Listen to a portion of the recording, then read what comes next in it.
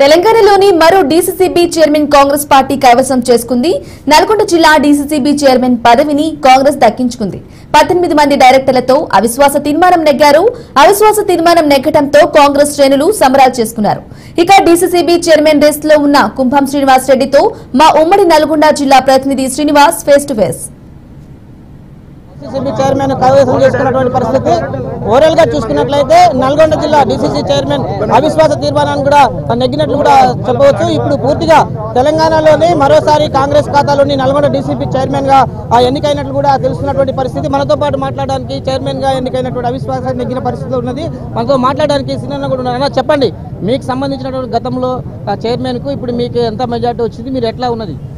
ఈరోజు ఉమ్మడి నల్గొండ జిల్లాలో మొత్తం 19 మంది డైరెక్టర్లకు గాను 15 మంది డైరెక్టర్ నా వైపు నిలవడం జరిగింది. 15 మంది వచ్చి వారు పూర్తి మద్దతు తెలపడంతో అవిశ్వాసం నెగ్గింది.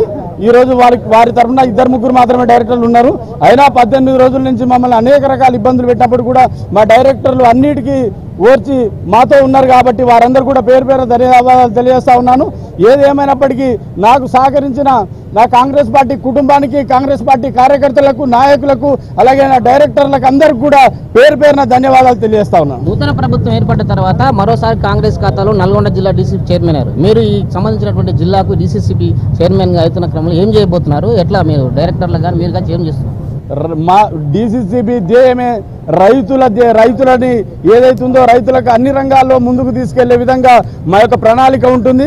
ఖచ్చితంగా రాబోయే సంవత్సరం క్యాలెండర్లో కనివిని ఎరగని రీతిలో గతంలో జరిగిన దానికంటే రెట్టింపు విధంగా ఈ డీసీసీబీ పాలన ఉంటుంది. మా డైరెక్టర్లు అందరి సహకారంతో, ప్రభుత్వం సహకారంతో, మా మంత్రులు, పెద్దలు మంత్రులు, శాసనసభ్యులు, గౌరవ పార్లమెంటు సభ్యులు అందరి సహకారంతో ఖచ్చితంగా మేము ముందుకు పోతామని చెప్పేసి కూడా ఈ సందర్భంగా తెలియజేస్తా ఉన్నాను. ఇది ఇక్కడ ఉన్న పరిస్థితి. రైతు రాజ్యం వచ్చింది కాబట్టి రైతుల పక్షాన కాంగ్రెస్ పార్టీ ఉంటుందని డీసీపీ చైర్మన్ గారు చెప్తున్నటువంటి పరిస్థితి. కెమెరామెన్ శంకర్ తో శ్రీనివాస్, ఉమ్మడి నల్గొండ జిల్లా బీఆర్కే న్యూస్.